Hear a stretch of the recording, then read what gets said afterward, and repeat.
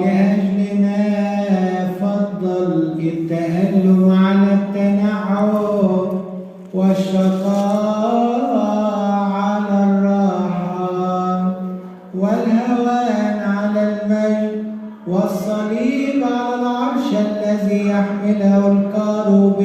الكروبيم قبل أن يربط بالحبال ليحلنا من رباطات خطايانا تواضع ليرفعنا وجاع ليشبعنا وعطش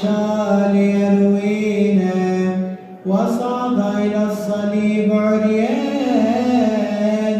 ليكسونا بثوب بره وفتح جنبه بالحربة لكي ندخل إليه ونسكن في عرش نعمته ولكي يسيل الدم من جسده لنغتسل من آثامنا وأخيرا مات ودفن في القبر ليقيمنا من موت الخطية ويحيينا حياة